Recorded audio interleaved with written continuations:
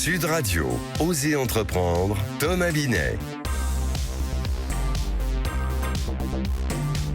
Ne jamais hésiter à se lancer dans le monde de l'entreprise. Bonjour Thomas Binet. Bonjour Jean-Marie. On est ensemble jusqu'à 10h comme tous les dimanches sur Sud Radio au programme ce matin. Je vais vous faire un peu de sport Jean-Marie pour ce dimanche ensoleillé. On va parler d'abord de tennis de table. Et puis notre grand témoin Alain Esmarque, président de Mauboussin, on va parler de comment populariser une marque sans y perdre son âme. Et on va parler d'entrepreneuriat. Et puis on va se poser une question pour terminer cette émission. Pour changer de vie, faut-il changer de ville? Exactement, mais écoutez, on va en parler avec plaisir. Tout de suite, on commence en partenariat avec le magazine Entreprendre dans les coulisses des entreprises et vous nous parlez de Cornillo, le leader mondial de la table de ping-pong. Vous en avez fait votre saga de la semaine. Oui Jean-Marie, parce que tout commence en 1969 dans l'Oise où Émile Cornillo, menuisier de son état depuis 1946, est contacté par le BHV, le fameux bazar de l'hôtel de ville, qui souhaite ajouter un rayon sport dans son magasin. Alors il lui est demandé de fabriquer 300 tables de ping-pong en moins de 7 mois, à savoir mission quasi impossible. Cependant, Émile Cornillo et son fils Pierre vont accepter cette mission et investir tout leur argent afin d'honorer cette commande. Alors le pari est tellement réussi que le BHV va passer beaucoup d'autres commandes ainsi que d'autres grands magasins, mais ils ne veulent pas être de simples fabricants, mais créer une véritable marque. Alors ils prennent comme égérie Jacques Secrétin, pour les plus anciens ils s'en souviennent, c'est le multiple champion de France de tennis de table et ça va leur permettre à Cornillo d'obtenir une notoriété mondiale.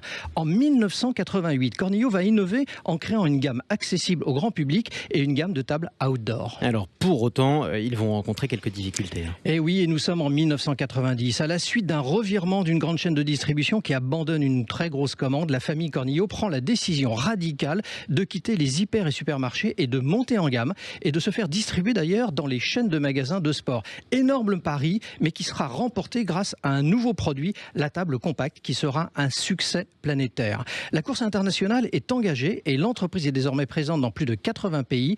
Ils vendent aujourd'hui plus de 100 000 tables chaque année. Et comme quoi, prendre des risques, parfois ça paye. Quelle a été la suite pour Cornillo? Elle continue d'innover et de se développer. Il y a 5 ans, après le tennis de table, elle s'est lancée dans le baby-foot d'extérieur, fabrique des raquettes de loisirs et des tables de billard résistants aux intempéries. Alors aujourd'hui, pour se résumer, Cornillo, c'est 120 personnes pour un chiffre d'affaires de 40 millions d'euros, dont 55% à l'export. Ouais, c'est formidable, écoutez. Bon, merci beaucoup Thomas Binet. Tout de suite, on va parler d'une autre saga. On accueille votre invité de la semaine, c'est Alain Esmarque, qui est président de Mauboussin, artiste joaillier depuis 1827. Bienvenue à vous, vous êtes l'invité de Thomas Binet. Merci. Bonjour. Alain Esmarque, bonjour. On va parler dans un instant de Mauboussin, mais avant toute chose, est-ce que le marché de la joaillerie se porte bien ?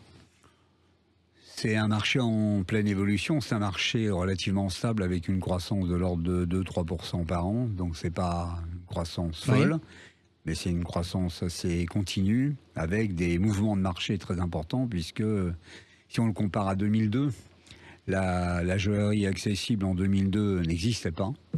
La joaillerie accessible aujourd'hui, c'est à peu près 1,2 milliard sur 4 milliards. Alors on est d'accord que Mauboussin au départ c'est une marque de haute joaillerie. Du coup, inaccessible un peu pour le commun des mortels, on est bien d'accord. Et c'est pourtant de ce pari-là que vous partez pour créer le Mauboussin des années 2000. Et vous allez le rendre accessible à tous.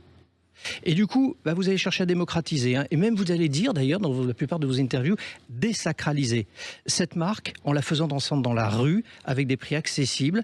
Le fait est, c'est que votre pari, là aussi, comme Cornillo, par certains côtés, un changement stratégique fort, est réussi. Qu'est-ce qui vous a laissé penser à l'époque que ça aurait pu marcher et que ça a marché justement ?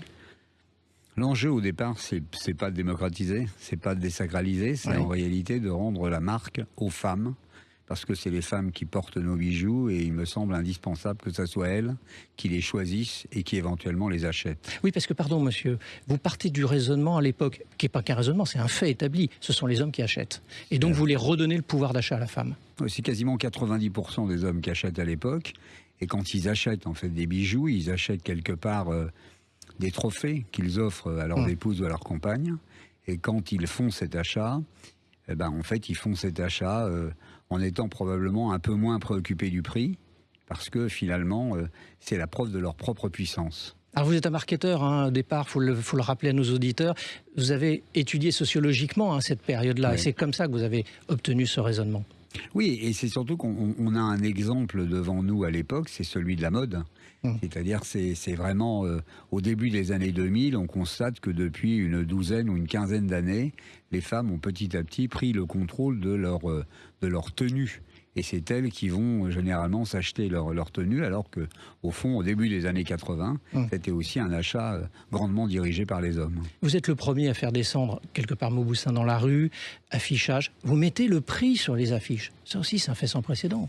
Disons, l'enjeu à partir de ce moment-là, c'est d'abord la modification profonde de la plateforme créative, parce que tout commence et tout se termine par la création dans les produits comme les nôtres. D'accord. Donc en fait, la création, c'est une création qui doit, pour moi, être quelque part la création d'une deuxième peau. On est comme une espèce de carte d'identité émotionnelle de la femme.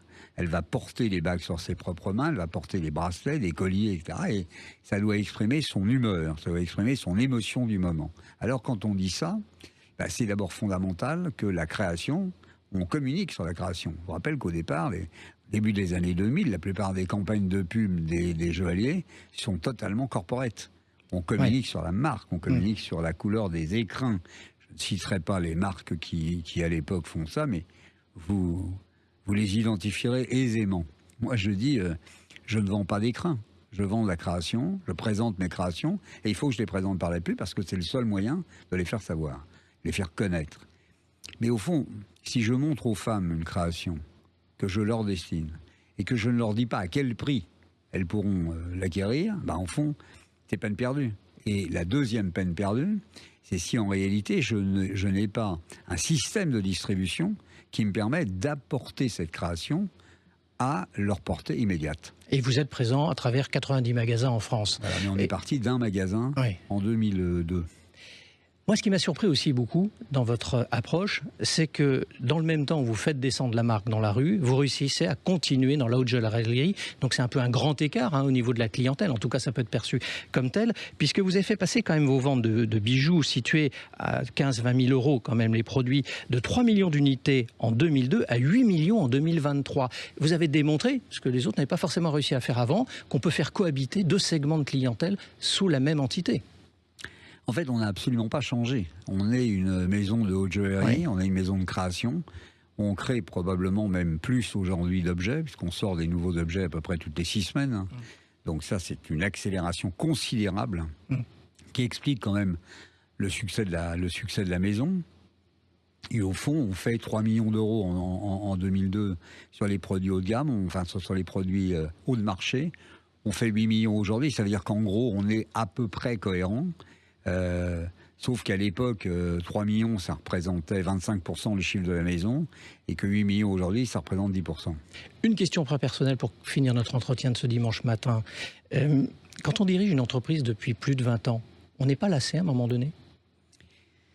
On ne peut pas être lassé quand on est dans le métier de la création. Parce qu'au fond, vous êtes un passionné ? C'est presque pas un métier. Enfin, avoir comme mission quotidienne de dessiner, franchement... il y a pire. Merci à vous, Alain Desmarques. Il y a pire, c'est une belle conclusion en tout cas. Merci beaucoup, Alain Desmarques. Je rappelle que vous êtes le président de Mauboussin. Merci d'être intervenu sur le plateau d'Oser Investir. Tout de suite, on explique quelque chose. Bruno, le spécialiste des fournitures et de l'équipement pour les professionnels, présente Sud Radio, Oser Entreprendre, Thomas Binet. Thomas, aujourd'hui, vous nous parlez du changement de vie qui peut s'accompagner d'un changement de région. Alors, on parle bien des entrepreneurs. Oui, absolument. Et puis on a bien vu que la crise sanitaire, mon cher Jean-Marie, a déclenché un mouvement de départ des grandes villes vers des contrées plus paisibles. Alors depuis, certains d'ailleurs en sont revenus en raison d'un quotidien pas toujours très simple à organiser et à vivre. Et pour autant, cette envie de se réinventer, loin d'un quotidien connu, est toujours bien réelle. Alors c'est le grand départ, on l'appréhende comment quand on veut se lancer ? Eh bien, il y a un certain nombre de questions qui se posent à cette occasion. D'abord, pourquoi ? Pourquoi partir ? Car si c'est seulement motivé par la fuite, ce sera un échec. Et il faut également identifier ce qui ne doit plus être reproduit dans cette nouvelle vie. Et puis se renseigner et échanger avec ceux qui ont fait ce grand départ vers une forme d'inconnu. Dans un deuxième temps, il faut construire un projet solide, tant professionnel que personnel, car il n'engage pas que vous, en général. Exactement. Alors, est-ce qu'il y a des astuces pour réussir son départ ? D'abord, le bon sens qui doit primer, comme dans beaucoup de situations. On ne va pas partir de Paris ou d'une grande ville pour un petit village simplement parce qu'on en a ras-le-bol de la vie des citadines et de ses On a contraintes. le droit, hein, mais... On a le droit, mais ça ne sera pas suffisant. Ouais. Ça sera un échec d'ailleurs, quasi assuré au bout du chemin. Et le retour en arrière n'est jamais très simple. Eh bien, c'est comme la plongée sous-marine, c'est préférable d'y aller par palier. Tout simplement. Exactement. Bah, écoutez, c'est un bon conseil. Merci beaucoup Thomas Binet. Allez, restez dans les parages. On va vous retrouver dans un instant sur Sud Radio pour parler investissement au programme aujourd'hui. Eh ben, on va parler retraite. Ça ne concerne pas notre invité Alain Ménémar qui continue son métier passion. Mais nous, on va quand même en parler pour nos auditeurs. J'espère que ça ne vous concerne pas non plus. À tout de suite. Sud Radio, Osez entreprendre, Thomas Binet.